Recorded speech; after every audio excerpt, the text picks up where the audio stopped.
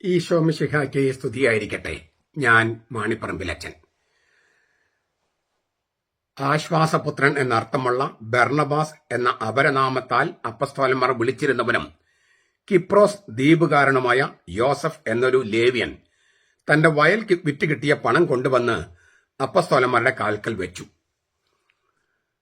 ലേവ്യന് സ്വന്തമായി സ്വകാര്യ സ്വത്ത്. പഴയ നിയമം പറഞ്ഞിരിക്കുന്നത് അങ്ങനെ സ്വകാര്യ സ്വത്തൊന്നും ലേവ്യർക്കില്ലെന്നല്ലേ. പിന്നെ ഈ ലേവ്യന് ബർണബാസിന് എവിടെ നിന്നാണ് പറമ്പും വയലൊക്കെ ഉണ്ടായത്? അത് വിൽക്കാനും അതിന്റെ പണം അപ്പസ്തോലന്മാരുടെ കാൽക്കൽ വെക്കാനും കഴിഞ്ഞത്? ഇക്കാര്യങ്ങളെക്കുറിച്ച് നമുക്കിന്ന് ചർച്ച ചെയ്യാം. അതുപോലെ ബർണബാസ് എന്ന വാക്കിന്റെ അർത്ഥം, പേരിന്റെ അർത്ഥവും നമുക്ക് ചർച്ച ചെയ്യാം. സ്ലീഹന്മാരുടെ നടപടി പുസ്തകം 4-ാമത്തെ അധ്യായം 36-37 വാക്യങ്ങളാണ് നമ്മൾ കേട്ടത്. പുതിയ നിയമ വചന ധ്യാനത്തിലെ ക്ലാസ് 65. ബർണബാസ് എന്ന വാക്ക് നമ്മൾ കഴിഞ്ഞ ക്ലാസ്സിൽ കണ്ടതാണ്. ആദിമസഭയിലെ അവരുടെ സഭാജീവിതത്തിന്റെ ഒരു നഖചിത്രം. എന്നിട്ട് നമ്മളൊരു ഉദാഹരണം പറഞ്ഞതാണ് ബർണബാസിനെ കുറിച്ച് ഇന്ന് ചർച്ച ചെയ്യാമെന്നും കഴിഞ്ഞ ക്ലാസ്സിൽ പറഞ്ഞിരുന്നു. ബർണബാസ് എന്ന് പറഞ്ഞാൽ ആരാണ്? യഹൂദ മതത്തില് ലേവ്യ ഗോത്രത്തിലെ അംഗമാണ്. ലേവ്യൻ എന്ന് തിരുവചനം തന്നെ സാക്ഷ്യപ്പെടുത്തിയിട്ടുണ്ട്. 36-ാമത്തെ വാക്യം. കിപ്രോസ് സ്വദേശിയായിരുന്നു. കിപ്രോസ് എന്ന് പറഞ്ഞാൽ സൈപ്രസ്, ഗ്രീക്കിലെ കിപ്രോസ് എന്നാണ്. പൗലോസിന്റെ പ്രേക്ഷിത യാത്രകളിലെ വലിയ തുണയായിരുന്നു ബർണബാസ്. സ്ലീഹന്മാരുടെ നടപടി 9-27, 11-ാമത്തെ അധ്യായം 22 മുതൽ 24 വരെ. അദ്ദേഹം തന്റെ വയൽ വിറ്റ് കിട്ടിയ പണം മുഴുവനും സഭയ്ക്ക് കൊടുത്തുകൊണ്ട് തന്റെ സഭയോടുള്ള തന്റെ പ്രതിബദ്ധത വെളിപ്പെടുത്തുകയാണ്. മധ്യധരണ്യാഴി, മെഡിറ്ററേനിയൻ സീ, അതിന്റെ അകത്തുള്ള ഒരു ദ്വീപാണ് സൈപ്രസ് ദ്വീപ്. അവിടെ സുവിശേഷം എത്തിച്ച ആദ്യ ഗണത്തിലെ ഒരു അംഗമായിരുന്നു ബർണബാസ്. സ്ലീഹന്മാരുടെ നടപടി 13-ാമത്തെ അധ്യായം 4 മുതൽ 12 വരെ വാക്യങ്ങൾ. പൗലോസിനോടൊപ്പം ബർണബാസിനെയും അപ്പസ്തോലന്മാർ എന്ന് വിശേഷിപ്പിക്കുന്നുണ്ട്. സ്ലീഹന്മാരുടെ നടപടി പുസ്തകം 14-14 സ്ലീഹന്മാരായ അപ്പസ്തോലന്മാരായ പൗലോസും ബർണബാസും എന്നാണ് പറയണേ. ക്രിസ്തുവർഷം 49 യെരൂശലേം സൂനോദോസ്, സഭയുടെ ആദ്യത്തെ സൂനോദോസാണ്. ആ സൂനോദോസിൽ ബർണബാസ് പങ്കെടുക്കുന്നുണ്ട്.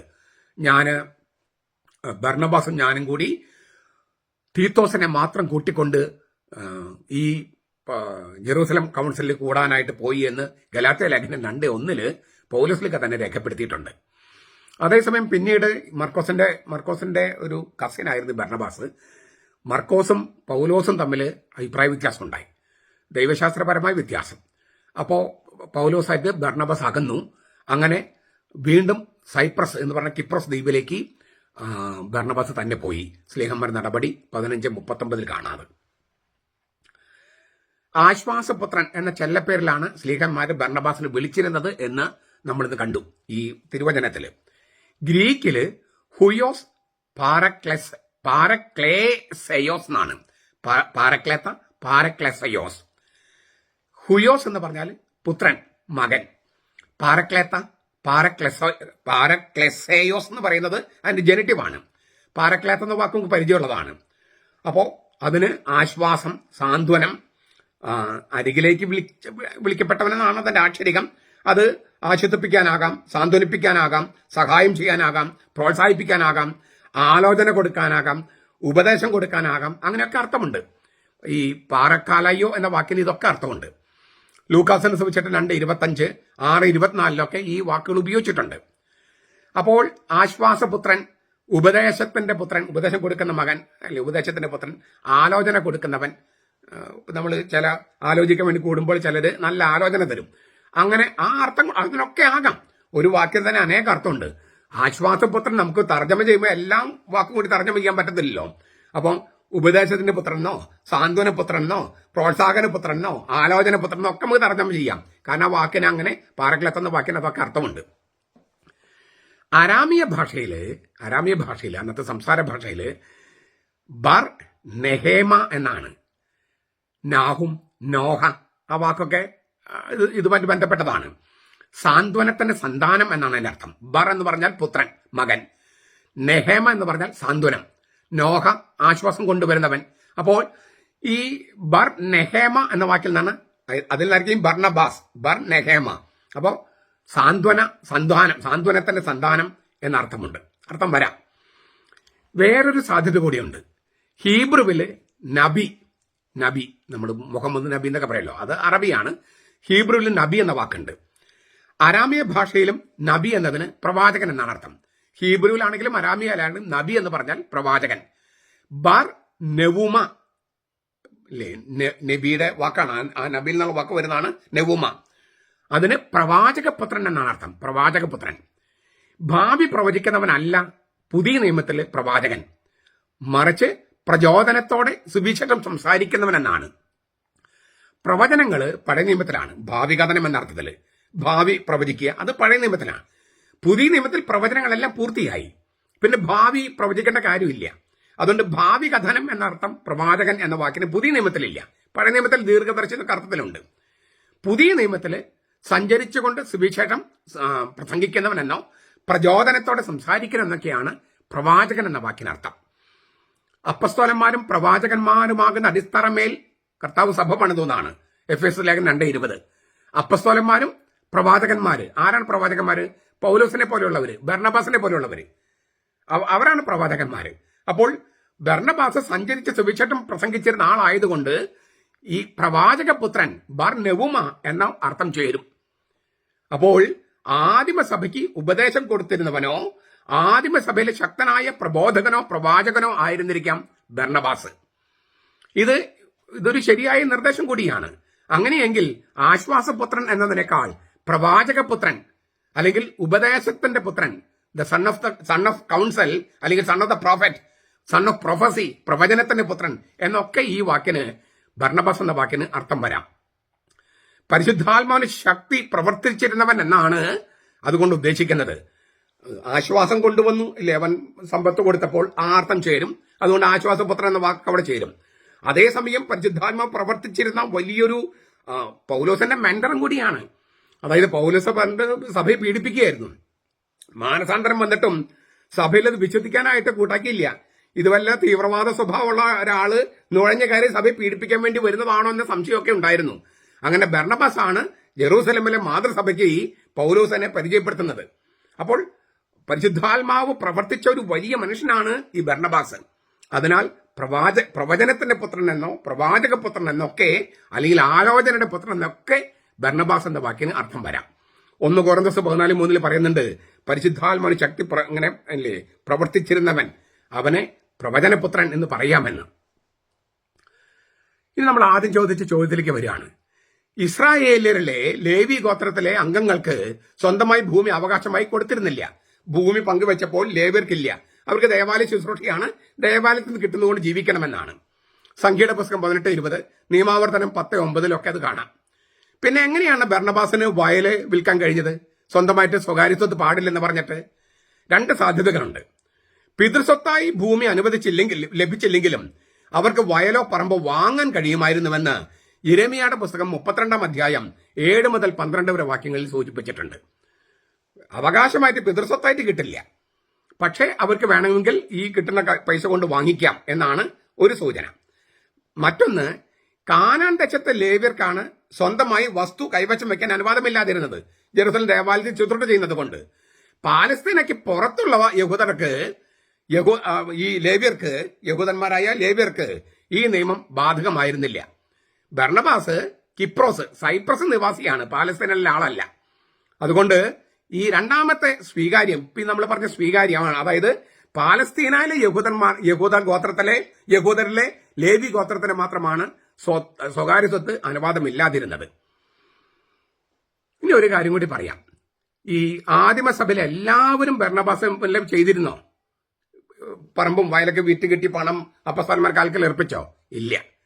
ബർണബാസ് ചെയ്തത് ഒരു അത്യസാധാരണ പ്രവൃത്തിയാണ്, സാധാരണ ആരും ചെയ്യാത്തത്. അതുകൊണ്ട് അത് രേഖപ്പെടുത്തിയിരിക്കുന്നത്. എല്ലാവരും ചെയ്യുന്ന കാര്യമാണെങ്കിൽ അത് രേഖപ്പെടുത്തേണ്ട കാര്യമില്ലല്ലോ. അപ്പൊ ബർണബാസിനെ പോലെ എല്ലാവരും പറമ്പും വയലും വിറ്റ് കിട്ടിയ പണം സ്ലീഹന്മാരെ കാൽക്കൽ അർപ്പിച്ചില്ല. ബർണബാസ് ചെയ്തൊരു വീര കൃത്യമായതുകൊണ്ടാണ് അത് രേഖപ്പെടുത്തിയിരിക്കുന്നത്.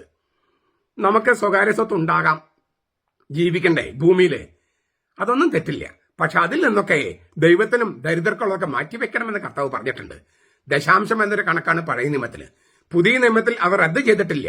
നിങ്ങൾ ഇതൊക്കെ കൊടുക്കേണ്ടതാണ്, പക്ഷെ അതിനേക്കാൾ കൂടുതലും കൊടുക്കാം എന്നൊക്കെ കർത്താവ് പറഞ്ഞിരിക്കുന്നത്. ചുരുക്കത്തില് ഇങ്ങനെ ഈ എല്ലാം വിറ്റ് എന്നെ അനുഗമിക്കണമെന്ന് കർത്താവ് ധനികനായ യുവാവിനോട് പറയുന്നുണ്ട്. അതെല്ലാവരും ചെയ്യേണ്ട കാര്യമല്ല, പക്ഷെ അങ്ങനെ ചെയ്യുന്നവരുണ്ട്.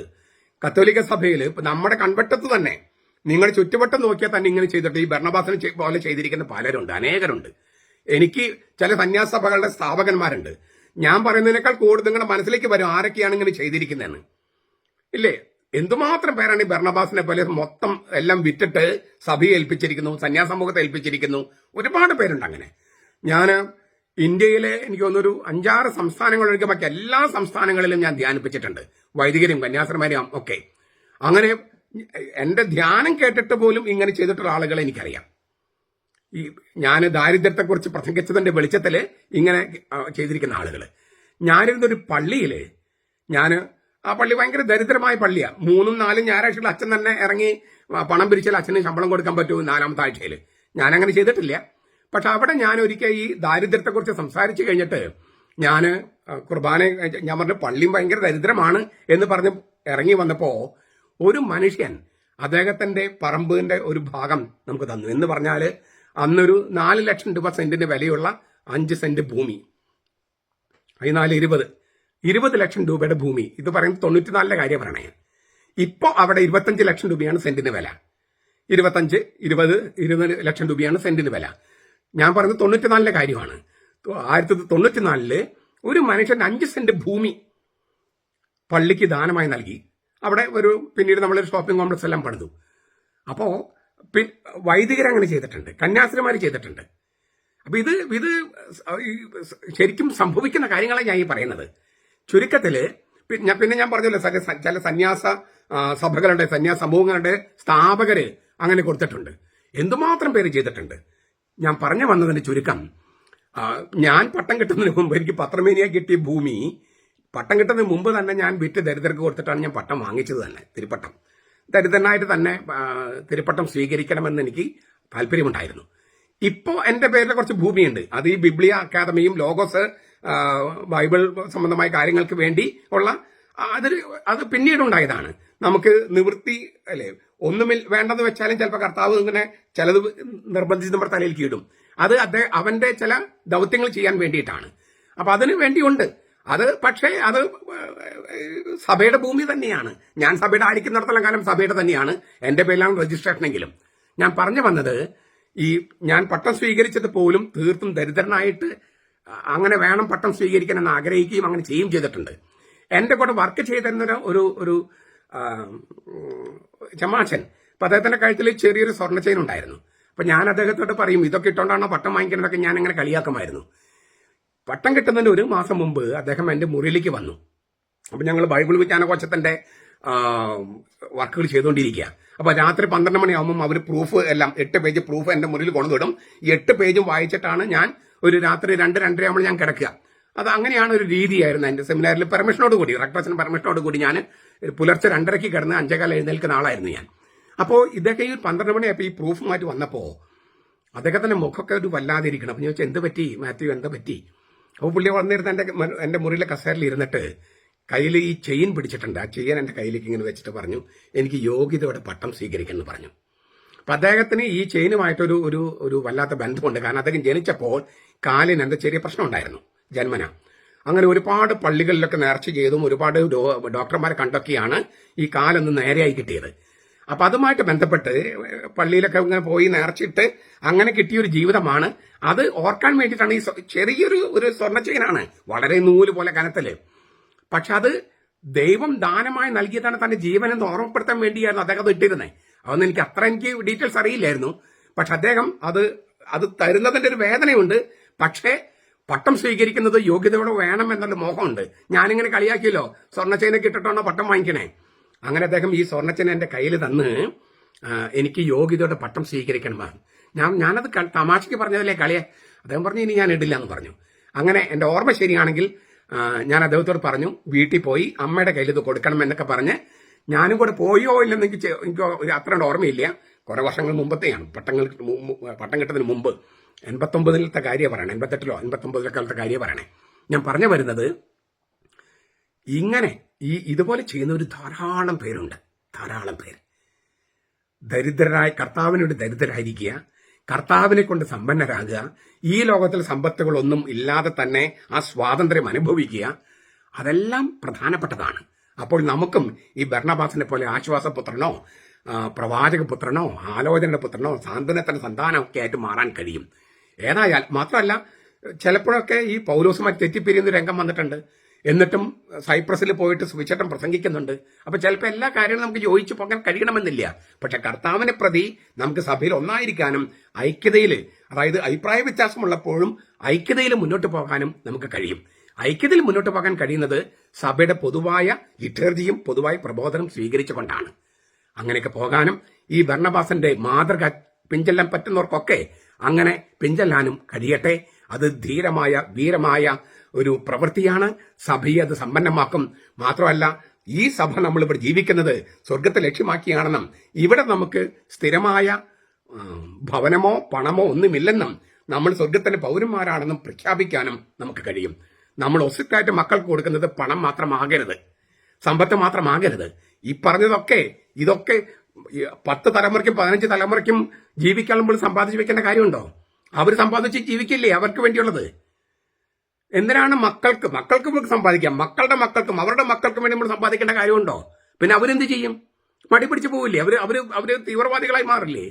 അല്ലെങ്കിൽ കുറ്റവാളികളായി മാറില്ലേ?